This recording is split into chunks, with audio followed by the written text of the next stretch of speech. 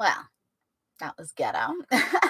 All I wanted to do was kind of close my laptop to keep the glare off of my face, and got a little got a little testy with the buttons. I was like, well, so sorry about that. Uh, Giving you guys a few seconds to jump back on here. In case you missed it, uh, the boys are just headed on the train tracks, and they just realized that they didn't have nobody brought food. Typical men, right? Just go running out on an adventure, and you didn't even fucking get food, water, none of that. You just, well, here we go.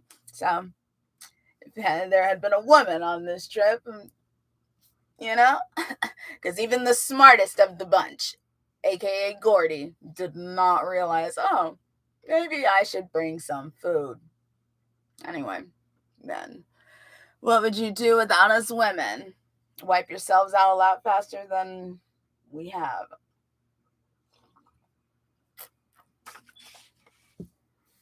Okay. Back to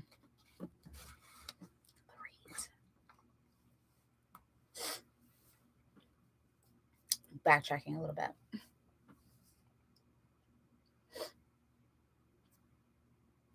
Paratroops over the side, Vern bawled, and leaped halfway down the embankment in one crazy clownish stride. Vern was nuts for playing paratroops any place the ground was soft.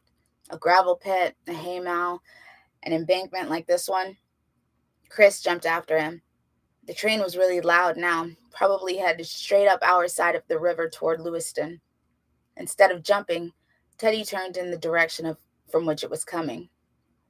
His thick glasses glittered in the sun. His long hair flopped untidily over his brow in sweat-soaked stringers. Go on, Teddy, I said. No, I'm going to dodge it. He looked at me, his magnified eyes frantic with excitement. A train dodge, dig it? What's trucks after a fucking train dodge? You're crazy, man. You want to get killed? Just like the beach at Normandy, Teddy yelled, and strode out into the middle of the tracks. He stood on one of the cross ties, lightly balanced. I stood stunned for a moment, unable to believe stupidity of such width and breadth. Then I grabbed him, dragged him fighting and protesting to the embankment, and pushed him over. I jumped after him, and Teddy caught me a good one in the guts while I was still in the air. The wind whooshed out of me, but I was still able to hit him in the sternum with my knee and knock him flat on his back before he could get all the way up. I landed, gasping and sprawling, and Teddy grabbed me around the neck. We went rolling all the way to the bottom of the embankment, hitting and clawing at each other while Chris and Vern stared at us, stupidly surprised. You little son of a bitch, Teddy was screaming at me. You fucker! Don't you throw your weight around on me! I'll kill you, you dipshit! I was getting my breath back now, and I made it to my feet. I backed away as Teddy advanced, holding my open hands up to slap away his punches, half laughing and half scared. Teddy was no one to fool around with when he went into one of his screaming fits. He'd take on a big kid in that state, and after the big kid broke both of his arms, he'd bite. Teddy, you can dodge anything you want after we see what we're going to see, but whack on the shoulder as one wildly swinging fist got past me. Until then, no one's supposed to see us. You whack on the side of the face. And then we might have had a real fight if Chris and Vern, stupid wet end, hadn't grabbed us and kept us apart. Above us, the train roared by in a thunder of diesel exhaust and the great heavy clacking of boxcar wheels. A few cinders bounced down the embankment, and the argument was over, at least until we could hear ourselves talk again. It was only a short freight, and when the caboose had trailed by, Teddy said, I'm going to kill him, at least give him a fat lip. He struggled against Chris, but Chris only grabbed him tighter. Calm down, Teddy, Chris said quietly. And he kept saying it until Teddy stopped struggling and just stood there, his glasses hanging askew and his hearing aid cord dangling limply against his chest on its way down to the battery, which he had shoved into the pocket of his jeans. When he was completely still, Chris turned to me and said, "What the hell are you fighting with him about, Gordon?" "He wanted to dodge the train. I figured the engineer would see him and report it. They might send a cop out." "Ah, he'd be too busy making chocolate in his drawers," Teddy said. But he didn't seem angry anymore. The storm had passed. "Gordy was just trying to do the right thing," Vern said. "Come on, peace." "Peace, you guys," Chris agreed. "Yeah, okay," I said, and held out my hand, palm up. "Peace, Teddy." "I could have dodged it," he said to me. "You know that, Gordy?" "Yeah," I said, although the thought turned me cold inside. "I know it." "Okay, peace then." "Skin it, man," Chris ordered, and let go of Teddy. Teddy slapped his hand down on mine hard enough to sting, and then turned it over. I slapped his. "Fucking pussy LeChance," Teddy said. "Meow," I said. "Come on, you guys," Vern said. "Let's go, okay?" "Go anywhere you want, but don't go here," Chris said solemnly, and Vern drew back as if to hit him. Chapter 11. We got to the dump around 1:30, and Vern led the way down the embankment with a "paratroops over the side." We went to the bottom in big jumps and leaped over the brackish trickle of water oozing listlessly out of the culvert which poked out of the cinders. Beyond this small boggy area was the sandy, trash-littered verge of the dump. There was a 6-foot security fence surrounding it. Every 20 feet, weather-faded signs were posted. They said, "Castle Rock Dump. Hours, 4 to 8 p.m. Closed Mondays. Trespassing strictly forbidden." We climbed to the top of the fence, swung over, and jumped down. Teddy and Vern led the way toward the well, which you tapped with an old-fashioned pump, the kind from which you had to call the water with elbow grease.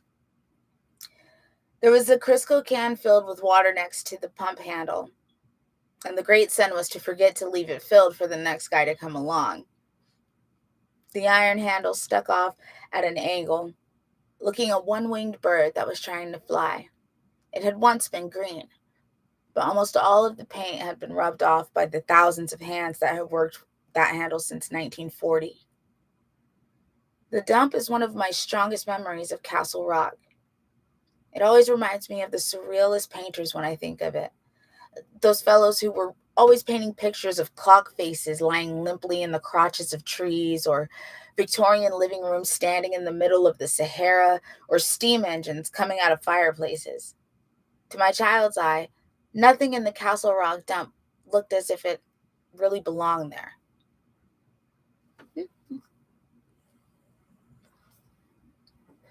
My bad. We had entered from the back. If you came from the front, a wide dirt road came in through the gate, broadened out into a semicircular area that had been bulldozed as flat as a dirt landing strip, and then ended abruptly at the end of the dumping pit. The pump, Teddy and Vern were currently standing there and squabbling about who was going to prime it, was at the back of this great pit. It was maybe 80 feet deep and filled with all the American things that get empty, wear out, or just don't work anymore. There was so much stuff that my eyes hurt just looking at it. Or maybe it was your brain that actually hurt, because it could never quite decide what your eye should stop on. Then your eye would stop, or be stopped, by something that seemed as out of place as those limp clock faces or the living room in the desert. A brass bedstead. Yeah, bedstead, leaning drunkenly in the sun. A little girl's dolly, looking amazedly between her thighs as she gave birth to Steffing. An overturned Studebaker automobile with its chrome bullet nose glittering in the sun like some Buick Rogers missile. And one of those giant water bottles they have in office buildings, transformed by the summer sun into a hot, blazing sapphire. There was plenty of wildlife there, too, although it wasn't the kind you see in the Walt Disney nature films or those tame zoos where you can pet the animals. Plump rats, woodchucks grown sleek and lumbering on such rich chow as rotting hamburger and maggoty vegetables, seagulls by the thousands, and stalking among the seagulls like thoughtful, introspective ministers, an occasional huge crow. It was also the place where the town's stray dogs came for a meal when they couldn't find any trash cans to knock over or any deer to run. They were a miserable, ugly tempered mongrel lot, slat sided and grinning bitterly. They would attack each other over a fly blown piece of bologna or a pile of chicken guts fuming in the sun. But these dogs never attacked Milo Pressman, the dump keeper, because Milo was never without Chopper at his heel. Chopper was, at least until Joe Kramer's dog, Cujo, went rabid 20 years later, the most feared and least seen dog in Castle Rock. I'm going to pause right here real quick. If you've seen Cujo, like I said at the last reading, he always does this. He does like a little wink to his past works. And yeah, Cujo actually takes place in Castle Rock. He does a lot of his stories and whatnot from, where he originated from, which is Maine. And it's dope, like you talk about and you write about what you know. Eventually I will read my own works here, and you'll see that I don't necessarily do Las Vegas, in and of itself, but wherever my characters are, it's Las Vegas. But more so in the sense of, well, the newcomers aren't gonna really get this, but anybody that was born and raised in Las Vegas knows, at least at my time, like we just recently have got the influx of a population. Like this was a place where you come, you do your dirt, and then you leave. And it's just recently become a place that people actually want to come and stay and live and raise a family. Oddly, like, why? But besides, the cost of living, which was cheap up until a few months ago. So thanks, COVID. But anyway, yeah. In my own stories, it always reflects that. It reflects that small town type of life, because that's exactly how Vegas was. It was a big city, not even a big city. It was a city, like we got, the rush of people. We had as many people here as you would see in a big city, but they weren't all living here. And so it was very small townish. You could, you know, our favorite question is, what high school did you go to? If you've been out here for a while or were born and raised out here, that's like the first thing we ask. What high school did you go to? Because chances are we were at like each other's sports games, or, oh, I have a friend that went to that high school, and oh, whoop-de-doo, we have a mutual friend, and now we're all connected. So that's what you would see in my stories, like if and when you peep them. So yeah, but Cujo, that's a really good story. That's the one that is literally just centered around a dog that goes rabid, and there's a woman and her son, and I can't remember why, because I've only seen Cujo. I haven't actually. Oh no, I have read Cujo, but it was very brief. Like it was like in passing, like I'm just trying to kill some time. But I remember the movie more than the book, and there's the woman, she has her son. I think she's divorced, something or other, or she's trying to get away from like her abuser or something like that. And she stops at the house, and I can't remember why. Where that rabid dog is, and he's already killed the owner because he's rabid. And then it's just like the story of her, and her kid, and he's really good at doing this. He always, like, he'll take one specific event and just like change your whole life with it. That's why I love him as a writer. He'll take just smallest little thing and put so much significance and so much meaning and so much like development behind it, and that's why I enjoy reading his works. I enjoy him as a reader, and I also enjoy reading him as a writer. Like he really caters to any audience, and it's awesome. So I hope to be that versatile someday. Anyway, Cujo. Which is very good, by the way. Yeah, it's basically just the rabid dog, and he wants to eat the woman and her son, or attack them in any case. And he's got really interesting elements in it. Like I think the kid is like I think he's diabetic, and he's got to eat, or have sugar, like something like that, to where it's like, you can't just stay in the car. Like, you're gonna have to get out, you're gonna have to face the dog, and so it's something like that. I don't remember it very well, but I'm sure people are familiar with Cujo. It's pretty timeless. It's a good one. But anyway, back to this awesome story by Stephen King. He was the meanest dog for 40 files. 40 files. 40 files. The meanest dog for 40 files. He was the meanest dog for 40 miles around, or so we heard, and ugly enough to stop a striking clock. The kids whispered legends about Chopper's meanness. I almost said Cujo. Chopper. This is Chopper. Some said he was half German Shepherd. Some said he was mostly boxer. And a kid from Castle View with the unfortunate name of Harry Hoare claimed that Chopper was a Doberman pinscher whose vocal cords had been surgically removed so you couldn't hear him when he was on the attack. There were other kids who claimed Chopper was a maniacal Irish wolfhound, and Milo Pressman fed him a special mixture of Gaines meal and chicken blood. These same kids claimed that Milo didn't dare take Chopper out of his shack unless the dog was hooded like a hunting falcon. The most common story was that Pressman had trained Chopper not just to sick, but to 6 specific parts of the human anatomy. Thus, an unfortunate kid who had illegally scaled the dump fence to pick up illicit treasures might hear Milo Pressman cry, "Chopper, sick, hand!" And Chopper would grab that hand and hold on, ripping skin and tendons, powdering bones between his slavering jaws, until Milo told him to quit.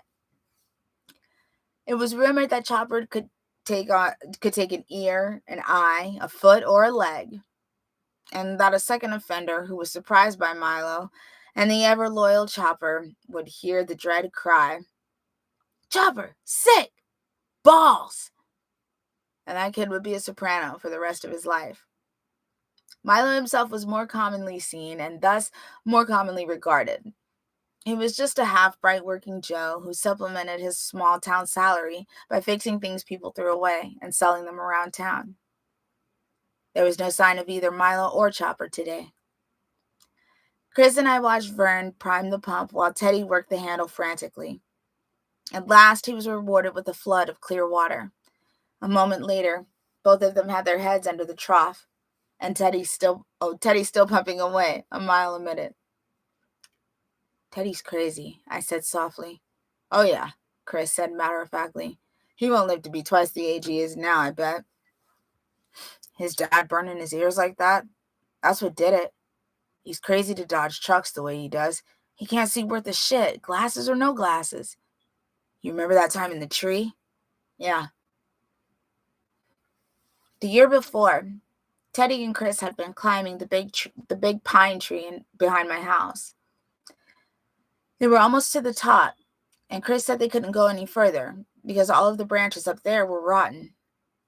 Teddy got that crazy, stubborn look on his face and said, "Fuck that."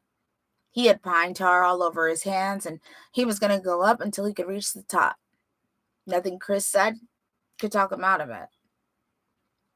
So up he went, and he actually made it. He only weighed 75 pounds or so, remember?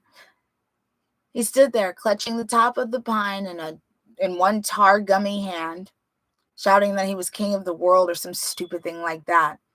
And then there was a sickening, rotted crack as the branch he was standing on gave way and he plummeted. What happened next was one of those things that make you sure there must be a God. Chris reached out, purely on reflex, and what he caught was a fistful of Teddy Duchamp's hair. And although his wrist swelled up fat and he was unable to use his right hand very well for almost 2 weeks, Chris held him until Teddy, screaming and cursing, got his foot on a live branch thick enough to support his weight.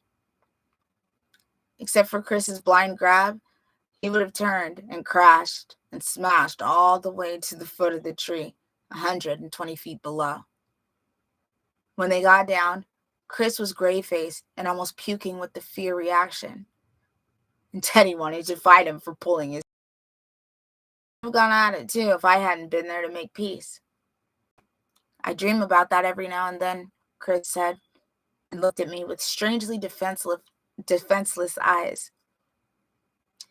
Except in this dream, I always miss him. I just get a couple of hairs and Teddy screams and down he goes. Weird, huh? Weird, I agreed. And for just one moment, we looked each other in the eyes and saw some of the true things that made us friends. Then we looked away again and watched Teddy and Vern throwing water at each other, screaming and laughing and calling each other pussies. Yeah, but you didn't miss him, I said. Chris Chambers never misses, am I right? Not even when the ladies leave the seat down, he said. He winked at me, formed an O with his thumb and forefinger, and spat a neat white bullet through it. Eat me raw, Chambers, I said. Through a flavor straw, he said, and we grinned at each other. Vern yelled, "Come on and get your water before it runs back down the pipe." Race you, Chris said. In this heat, you're off your gourd. Come on, he said, still grinning. On my go. Okay. Go. We raced, our sneakers digging up the hard, sun-baked dirt, our torsos leaning out ahead of our flying blue-jeaned legs, our fists doubled. It was a dead heat, with both Vern on Chris's side and Teddy on mine, holding up their middle fingers at the same moment. We collapsed, laughing in the still, smoky odor of the place, and Chris tossed Vern his canteen. When it was full, Chris and I went to the pump, and first Chris pumped for me, and then I pumped for him. The shocking cold water, sluicing, that's a doozy of a word to say. Sluicing. I can't not say it like that. Sluicing. Okay. Sluicing off the soot and the heat all in a flash, sending our suddenly freezing scalps 4 months ahead into January. Then I refilled the lard can, and we all walked over to sit down in the shade of the dump's only tree, a stunted ash 40 feet from Milo Pressman's tar paper shack. The tree was hunched slightly to the west, as if what it really wanted to do was pick up its roots, the way an old lady would pick up her skirts and just get the hell out of the dump. The most, Chris said, laughing, tossing his tangled hair back from his brow. A blast, I said, nodding, still laughing myself. This is a really good time, Vern said simply. And he didn't just mean being off limits inside the dump or fudging our folks or going on a hike up the railroad tracks into Harlow. He meant those things, but it seems to be now that there was more and that we all knew it. Everything was there and around us. We knew exactly who we were and exactly where we were going. It was grand. We sat under the tree for a while, shooting the shit like we always did. Who had the best ball team? Still the Yankees with Mantle and Maris, of course. What was the best car? 55 Thunderbird, with Teddy holding out stubbornly for the 58 Corvette. Who was the toughest guy in Castle Rock who wasn't in our gang? We all agreed it was Jamie Gallant, who gave Mrs. Ewing the finger and then sauntered out of her class with his hands in his pockets while she shouted at him. The best TV show. Either The Untouchable or Peter Gunn. Both Robert Stack as Elliot Ness and Craig Stevens as Gunn were cool. All that stuff. It was Teddy who first noticed that the shade of the ash tree was getting longer and asked me what time it was.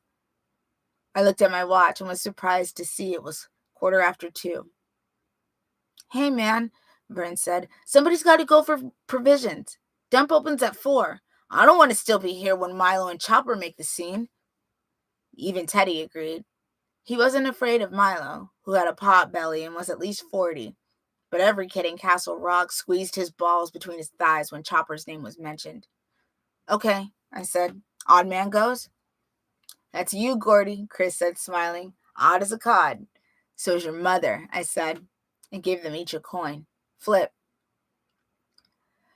4 coins glittered up into the sun. 4 hands snatched them from the air. 4 flat smacks on 4 grimy wrists. We uncovered 2 heads and 2 tails. We flipped again, and this time all 4 of us had tails. Oh, Jesus, that's a goocher, Vern said, not telling us anything we didn't know. 4 heads, or a moon, was supposed to be extraordinarily good luck. 4 tails was a goocher, and that meant very bad luck. Fuck that shit, Chris said. It doesn't mean anything. Go again. No, man, Vern said earnestly. A goocher, that's really bad. You remember when Clint Bracken and those guys got wiped out on Syrah Hill in Durham? Billy told me they was flipping for beers, and they came up a goocher just before they got into the car. And bang, they all get fucking totaled. I don't like that. Sincerely. Nobody gives a crap about moons and goochers, Teddy said impatiently. It's baby stuff, Vern. You gonna flip or not? Vern flipped, but with obvious reluctance. This time, he, Chris, and Teddy all had tails. I was showing Thomas Jefferson on the nickel, and I was suddenly scared. It was as if a shadow had crossed some inner sun. They still had a goocher, the 3 of them, as if dumb fate had pointed at them a second time. Abruptly, I thought of Chris saying, I just get a couple of hairs, and Teddy screams, and down he goes. Weird, huh? 3 tails, 1 head. Then Teddy was laughing his crazy cackling laugh and pointing at me, and the feeling was gone. I heard that only fairies laugh like that, I said, and gave him the finger. Gordy! Teddy laughed. Go get the provisions, you fucking morphodite! I wasn't really sorry to be going. I was rested up and didn't mind going down the road to the Florida market. Don't call me any of your mother's pet names, I said to Teddy. What a fucking wet you are, LeChance. Go on, Gordy, Chris said. We'll wait over by the tracks. You guys better not go without me, I said. Fern laughed. Going without you'd be like going with Slits instead of Budweiser's, Gordy. Oh, shut up. They chanted together. I don't shut up. I grow up. And when I look at you, I throw up. Then your mother goes around the corner and licks it up, I said, and hauled ass out of there, giving them the finger over my shoulder as I went. I never had any friends later on like the ones I had when I was 12. Jesus, did you? 12. Different strokes for different folks, they say now, and that's cool. So if I say summer to you, you get one set of private, personal images that are all the way different from mine. That's cool. But for me, summer is always going to mean running down the road to the Florida market with change jingling in my pockets, the temperature in the gay 90s, my feet dressed in Keds. The word conjures an image of the GS and WN railroad tracks running from a perspective point in the distance, burnished so white under the sun that when you closed your eyes, you could still see them there in the dark, only blue instead of white. Come back. But there was more to that summer than our trip across the river to look for Ray Brower, although that looms the largest. Sounds of the Fleetwoods singing Come Softly to Me and Robin Luke singing Susie Darlin', and little Anthony popping the vocal on I Ran All the Way Home. Were they all hits in that summer of 1960? Yes and no. Mostly yes. In the long purple evenings when rock and roll from WLAM blurred into night baseball from WCOU, time shifted.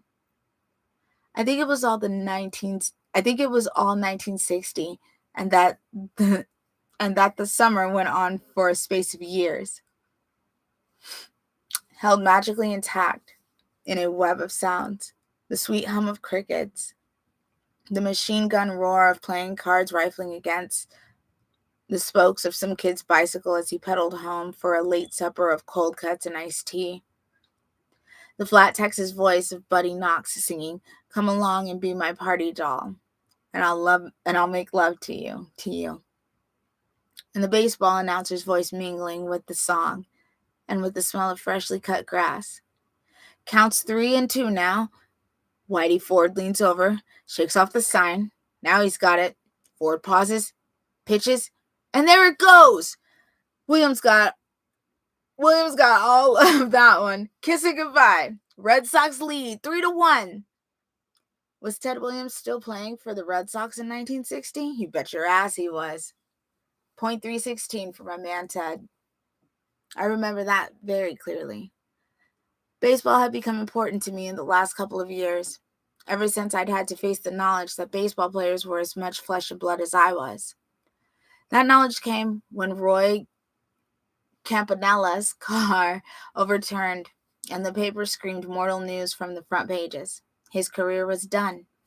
He was going to sit in a wheelchair for the rest of his life. How that came back to me with that same sickening mortal thud when I sat down to this typewriter one morning 2 years ago, turned on the radio, and heard that Thurman Munson had died while trying to land his airplane. There were movies to go see at the gym, which has long since been torn down. Science fiction movies like Gog with Richard Egan and westerns with Audie Murphy. Teddy saw every movie Audie Murphy made at least 3 times. He believed Murphy was almost a god. And war movies with John Wayne. There were games and endless bolted metals, lawns to mow, places to run to, walls to pitch pennies against, people to clap you on the back. And now I sit here trying to look through an IBM keyboard and see that time, trying to recall the best and the worst of that green and brown summer. And I can almost feel this skinny, scabbed boy still buried in this advancing body and hear those sounds. But the apotheosis of the memory and the time is Gordon LeChance running down the road to the Florida market with change in his pockets and sweat running down his back. I asked for 3 pounds of hamburger and got some hamburger rolls, 4 bottles of Coke, and a 2-cent church key to open them with. The owner, a man named George Doucette, got the meat and then leaned by his cash register, one hammy hand planted on the counter by the big bottle of hard-cooked eggs, a toothpick in his mouth, his huge beer belly routing his white t-shirt like a sail filled with a good wind. He stood right there as I shopped, making sure I didn't try to hawk anything. He didn't say a word until he was weighing up the hamburger. "I know you. You're Denny LeChance's brother, ain't you?" The toothpick journeyed from one corner of his mouth to the other, as if a ball on bearings. He reached behind the cash register, picked up a bottle of soak, S''OK, before my time, so pardon the mispronunciation. He reached behind the cash register, picked up a bottle of soaked cream soda, and chugged it. "Yes, sir. But Denny, yeah, I know. That's a sad thing, kid. The Bible says, in the midst of life, we are in death. Did you know that?" "Yeah. I lost a brother in Korea. You look just like Denny. People ever tell you that?" "Yeah. Spitting image." "Yes, sir. Sometimes," I said glumly. I remember the year he was all conference. Halfback he played. Yeah. Could he run? Father God and Sonny Jesus. You're probably too young to remember. He was looking over my head, out through the screen door and into the blasting heat, as if he were having a beautiful vision of my brother. I remember. Mr. Doucette? What, kid? His eyes were still misty with memory. The toothpick trembled a little between his lips. Your thumb is on the scales. What? He looked down, astounded, to where the ball of his thumb was pressed firmly on the white enamel. If I hadn't moved away from him a little bit when he started talking about Dennis, the ground meat would have hidden it. Why, so it is. Yep. I guess I just got thinking about your brother, God love him. George Doucette signed a cross on himself. When he took his thumb off the scales, the needle sprang back 6 ounces. He patted a little more meat on top, and then did the package up with white butcher's paper. Okay, he said past the toothpick. Let's see what we got here. 3 pounds of Hamburg. That's $1.44. Hamburg rolls. That's 27. 4 sodas, 40 cents. 1 church key, 2 pence. Comes to, he added it up on the bag he was going to put the stuff in. $2.29. 13, I said. He looked up at me very slowly, frowning. Huh? $2.13. You added it wrong. Kid, you added it wrong, I said. First you put your thumb on the scales, and then you overcharged on the groceries, Mr. Doucette. I was going to throw some Hostess Twinkies on top of that order, but now I guess I won't. I spanged the $2.13 down on the Schlitz placemat in front of him. He looked at the money, then at me.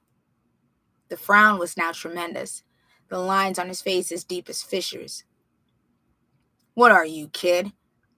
He said in a low voice that was ominously confidential. Are you some kind of smartass? No, sir, I said, but you ain't gonna jap me and get away with it. What would your mother say if she knew you was japping little kids? He thrust our stuff into the paper bag with quick, stiff movements, making the Coke bottles clink together. He thrust the bag at me roughly, not caring if I dropped it and broke the sodas or not. His swarthy face was flushed and dull, the frown now frozen in place. Okay, kid, here you go. Now what you do is you get the Christ out of my store. I see you in here again, and I'm going to throw you out, me. Yeah, smart-ass little son of a whore. I won't come in again, I said, walking over to the screen door and pushing it open. The hot afternoon buzzed somnolently. Whew!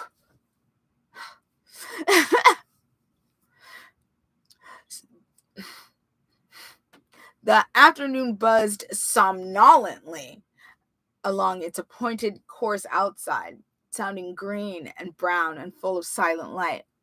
Neither will none of my friends. I guess I got 50 or so. Your brother wasn't no smart-ass, George Doucette yelled. Fuck you, I yelled, and ran like hell down the road. I heard the screen door bang open like a gunshot, and his bull roar came after me. If you ever come in here again, I'll fat your lip for you, you little punk. I ran until I was over the first hill, scared and laughing to myself, my heart beating out a trip hammer pulse in my chest. Then I slowed to a fast walk, looking back over my shoulder every now and then to make sure he wasn't going to take after me in his car or anything. He didn't, and pretty soon I got to the dump gate. I put the bag inside my shirt, climbed the gate, and monkeyed down the other side. I was halfway across the dump area when I saw something I didn't like. Milo Pressman's port-holed 56 Buick was parked behind his tar paper shack. If Milo saw me, I was going to be in a world of hurt. As yet, there was no sign of either him or the infamous chopper, but all at once, the chain-link fence at the back of the dump seemed very far away. I found myself wishing I'd gone around the outside, but I was now too far into the dump to want to turn around and go back. If Milo saw me climbing the dump fence, I'd probably be in Dutch when I got home. But that didn't scare me as much as Milo yelling for Chopper to sick would. Scary violin music started to play in my head. I kept putting one foot in front of the other, trying to look casual, trying to look as if I belonged here, with a papery grocery sack poking out of my shirt, heading for the fence between the dump and the railroad tracks. I was about 50 feet from the fence, and just beginning to think that everything was going to be all right. After all, when I heard Milo shout, "Hey! Hey you! Kid! Get away from that fence! Get out of here!"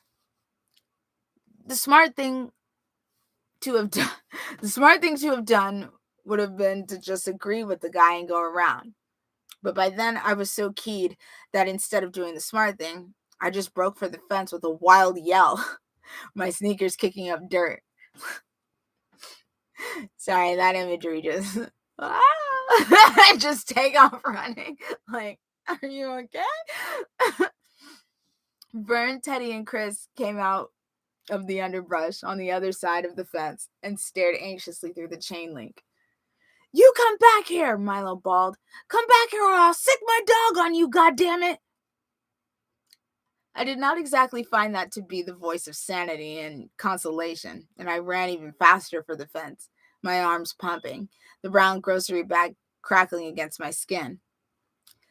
Teddy started to laugh, his idiotic, chortling laugh, into the air like some reed instrument being played by a lunatic.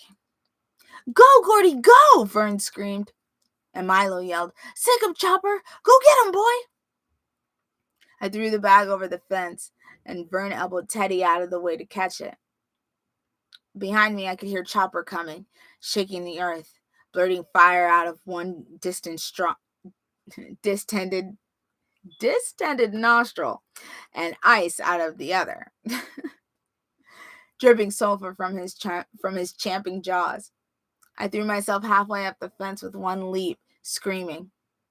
I made it to the top in no more than 3 seconds and simply leaped. I never thought about it.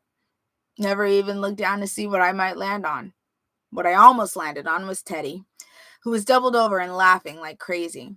His glasses had fallen off, and tears were streaming out of his eyes. I missed him by inches and hit the clay gravel embankment just to his left. At that same instant, Chopper hit the chain link fence behind me and let out a howl of mingled pain and disappointment. I turned around, holding one skinned knee, and got my first look at the famous Chopper, and my first lesson in the vast difference between myth and reality. Instead of some huge hellhound with red savage eyes and teeth jutting out of its mouth like straight pipes from a hot rod, I was looking at a medium-sized mongrel dog that was perfectly calm in black and white. He was yapping and jumping fruitlessly, going up on his back legs to paw the fence. Teddy was now strutting up and down the front of the fence, twiddling his glasses in one hand and inciting Chopper to ever greater rage. "Kiss my ass, Choppy," Teddy invited, spittle flying from his lips. "Kiss my ass! Bite shit!" He bumped his fanny against the chain link fence, and Chopper did his best to take Teddy up on his invitation.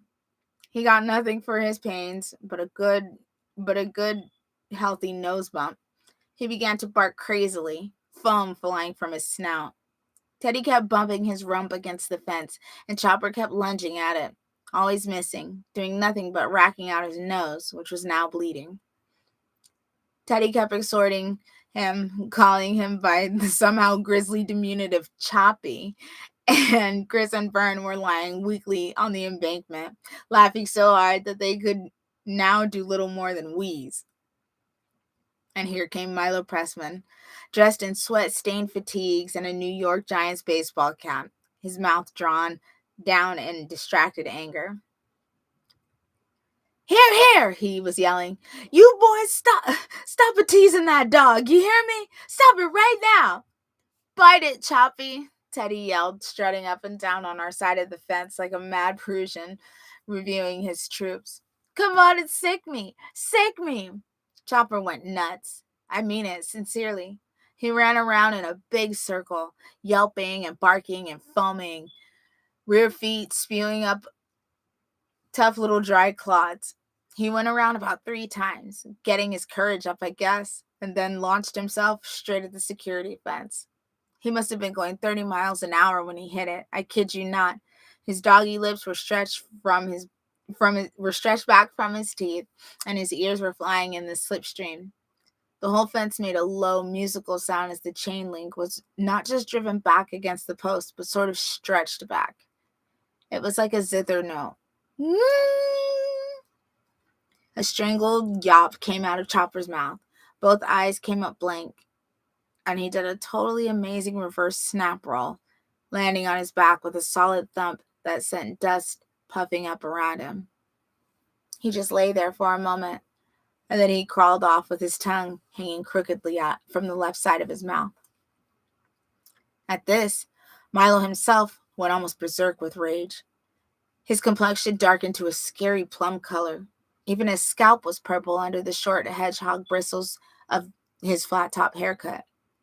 Sitting stunned in the dirt, both knees of my jeans torn out, my heart still thudding from the nearness of my escape, I thought that Milo looked like a human version of Choppy.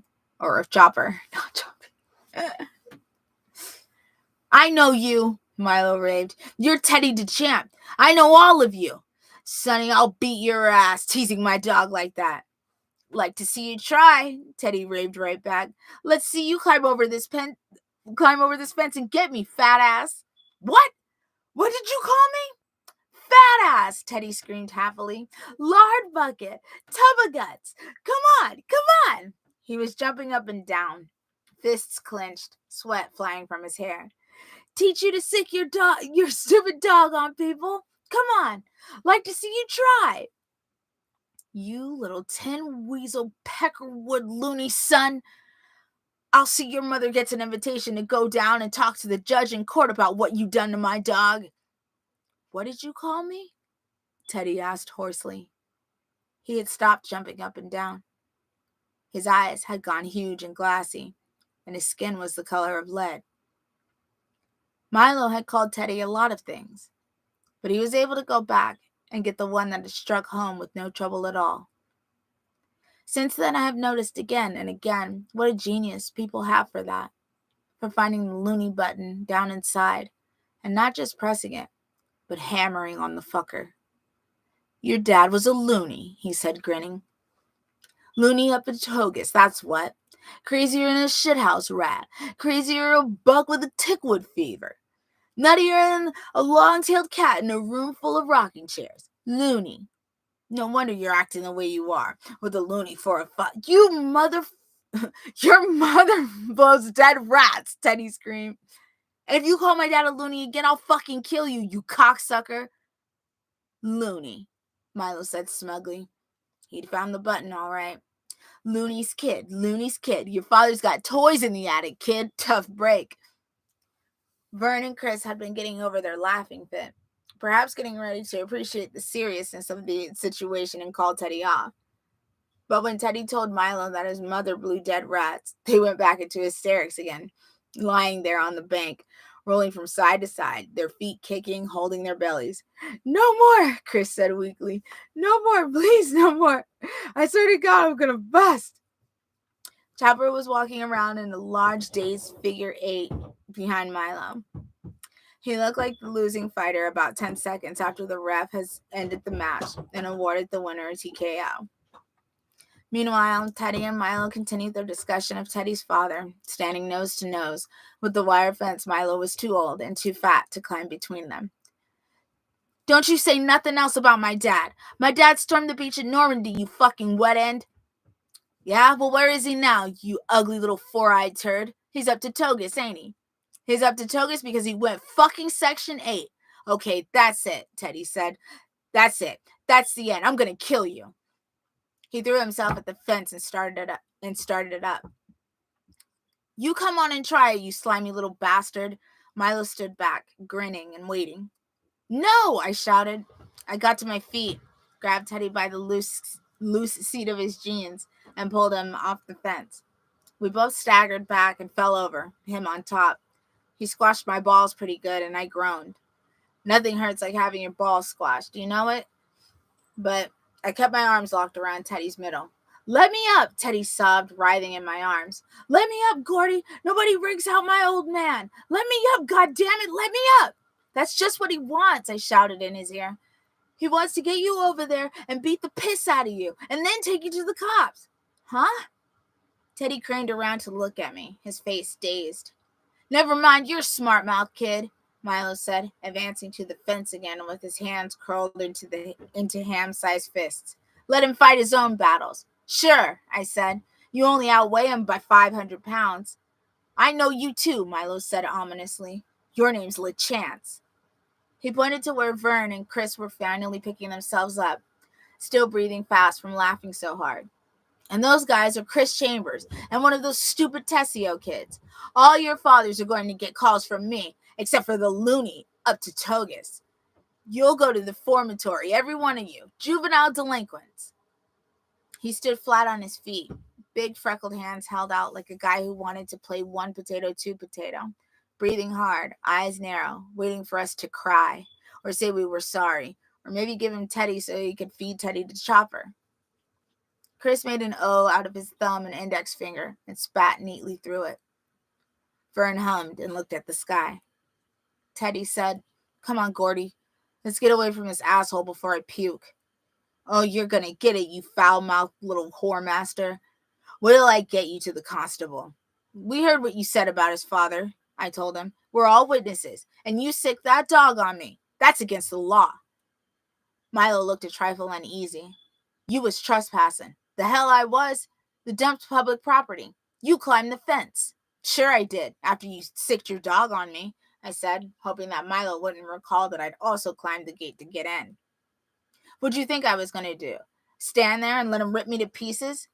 Come on, you guys, let's go. It stinks around here.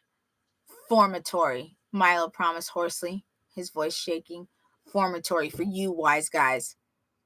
Can't wait to tell the cops that you called a war vet a fucking loony, Chris called back over his shoulder as we moved away.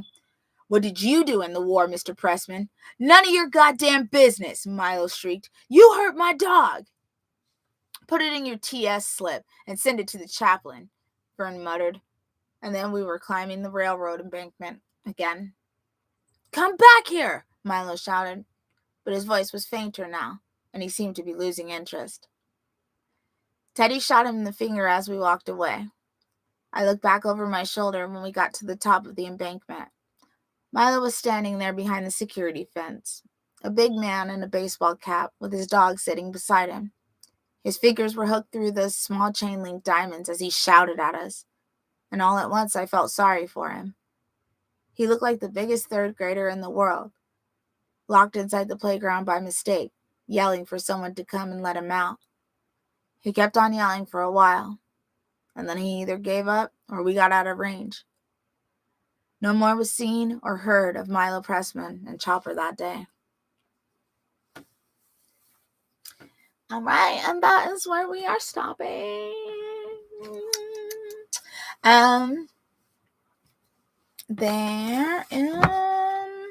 If there's any questions, anything y'all wants to chat about, if you got something to say it.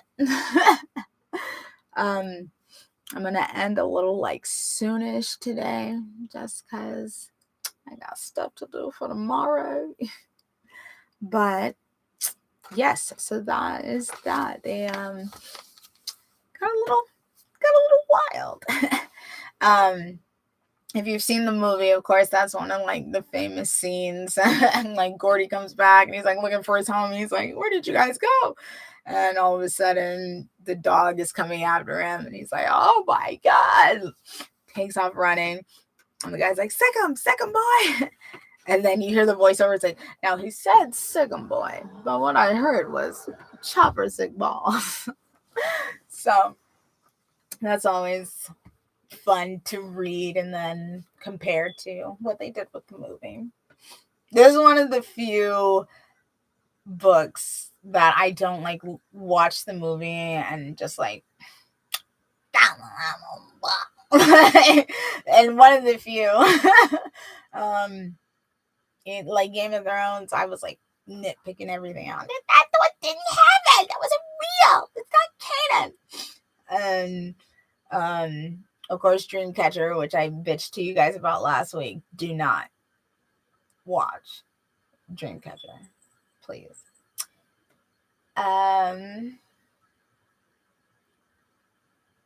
What else? Do I have one more thing for you guys?